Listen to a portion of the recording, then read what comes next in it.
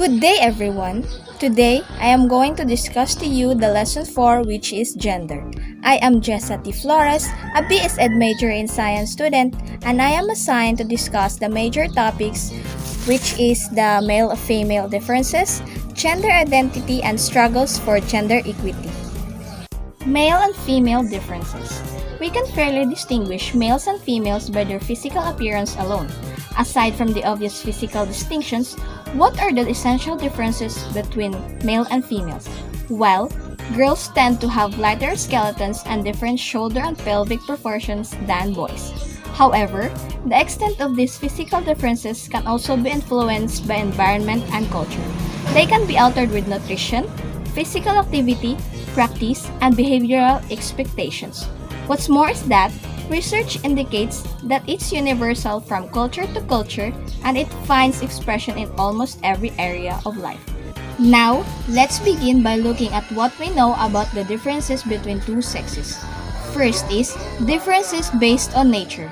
Research biological differences between the sexes has led to contrasting conclusions about the role of biology after birth in defining female and male differences.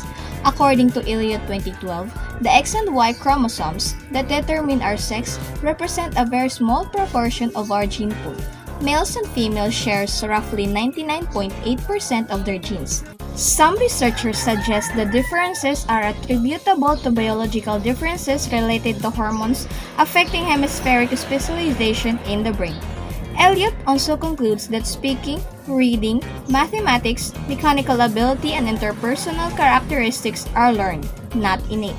At some time, it was assumed that men had more intelligence than women due to larger brain size, but today, we know that brain size is related to body size, not to intelligence. Second is socially constructed differences. Although nature determines our sex at the beginning of life, it does not have to limit our abilities to the stereotypes rules of male and female. The recreational and interpersonal differences between girls and boys are much greater than their cognitive and academic differences. Even when parents are determined not to reinforce the stereotypes, society works against them. For example, the idea that pink is for girls and blue is for boys, this is a social construct related to gender and the color of items. But through this socialization process, children develop social skills and learn their socially prescribed rules and expectations. The third one is the influence of media on perceptions of gender rules. The media can also influence and perpetuate gender stereotypes. TV, movies, and books often portray male figures as aggressive and in leadership roles while portraying females as domestic and obedient. Many popular magazines portray the two sexes stereotypically. Women's magazines often focus on women who are successful professionals while exhibiting the feminine attributes of beauty, caring, and housekeeping. Children are not immune to the influence of the media. Retailers market products for the appropriate sex and reinforce stereotypical rules and expectations. For example, preschool girls are enamored with the princesses of Disney movies, convincing their parents to purchase the gowns, shoes, jewelry, and makeup. Toys, games, books, and activities continue to be sorted into the traditional pink for girls and blue for boys. The third one is socialization patterns in school. When a child enters school, educators often reinforce the stereotype behaviors associated with males and females. The attitude and values about appropriate gender roles are embedded in the school curriculum of schools. In classrooms, boys and girls receive different feedback and encouragement for their work. Children are also active participants in the socialization process. But even when girls and boys play the same game, they often play it differently, with the boys being more aggressive, behavior patterns generally associated with girls, but they risk being labeled as effeminate and can become isolated from other boys. The fourth one is combating gender stereotypes in the classroom. Teachers should ensure that classroom activities do not favor one group over another. Both girls and boys can learn the skills and attitudes that seem to be more natural to the opposite sex through participating in the preferred activities of the other group.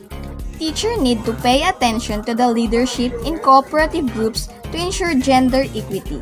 As girls participate in boys' activities that require more movement, their brains began to adapt the skills needed for better performance in spatial tasks. Gender identity. Gender identity is each person's internal and individual experience of gender. It is their sense of being a woman, a man, both, neither, or anywhere along the gender spectrum. A person's gender identity may be the same as or different from their birth assigned sex. Most differences are based on gender, or the cultural differences between femininity and masculinity, which are culturally determined and learned through socialization. The masculinity and femininity. Masculinity is often measured by a man's independence, assertiveness, and leadership. According to Kivel 2013, men are expected to demonstrate tough, confident, and self-reliant behaviors as well as being aggressive and daring. Femininity is stereotypically characterized as emotional, dependent, and nurturing. As a result, men have been bestowed with greater power than women, leading to their being identified by some as the superior sex. Burke and Tully's 1997 work found that children with cross-sex identities were more likely than children with gender-appropriate identities. Not surprisingly, boys and girls with cross-sex gender-like to have engaged in gender-inappropriate behavior, to have been warned about engaging in gender-inappropriate behavior, and to have been called names like tomboy, sissy, or homo, tend to have low self-esteem. Transgender identity. Transgender is an umbrella term used for persons whose gender identity, gender expressions, or behavior does not conform to the typically associated with the sex to which they were assigned at birth. The ways that transgender people are talked about in popular culture, academia, and science are constantly changing, particularly as individuals' awareness, knowledge, and openness about transgender people and their experiences grow. Some individuals are born with the biology of one sex, but think and behave like the other sex. For example, a child may be born in a boy's body but be a girl in every aspect of life. When someone's identity, appearance, or behavior falls outside the conventional gender norms, that person is described as transgender. Influence of ethnicity and religion. The degree to which a student adheres to a traditional gender identity is influenced by the family's ethnicity, class, and religion. For many women of color, racial discrimination has such an impact on their daily lives and well-being that gender is often secondary in their identity. In some religions, they generally recognize and include masculine and feminine expectations as part of their doctrines. Struggles for gender equity. Most major changes in society do not occur quickly or quietly. In fact, most were subordinate to men. The desire for independence and equal rights were the fuel that fired the struggle for gender equity. The early struggles for gender equity. Since the mid-19th century, women's groups have continued to struggle for equality. They were trying to raise the public's awareness about the women's issues, including the right to divorce, own property, speak in public, prevent abuse by husbands, work, and vote. Opponents to the feminist movement included men and women. Many believed a woman's responsibilities were to be good wife and mother. During this period, the members of women's group were predominantly European Americans. They segregated their fight for equal rights from the struggles of other oppressed groups and refused to take a stand against Jim Crow laws and other violations of civil rights of ethnic and racial groups. The second wave. The most significant advances occurred in 1960s as feminists gained the support of more women and men developing out of the civil rights movement. The Equal Pay Act 1963 required that men and women receive equal pay for the same job. but it did not prevent discrimination in hiring. In an attempt to defeat the Civil Rights Bill in Congress, a Southern congressman added the words "or sex" to Title VII approved in 1967, prohibited discrimination based on race, color, national origin, or sex. Soon afterward, President Lyndon Johnson signed an executive order that required businesses with federal contracts to hire women and people of color, creating the first affirmative action programs.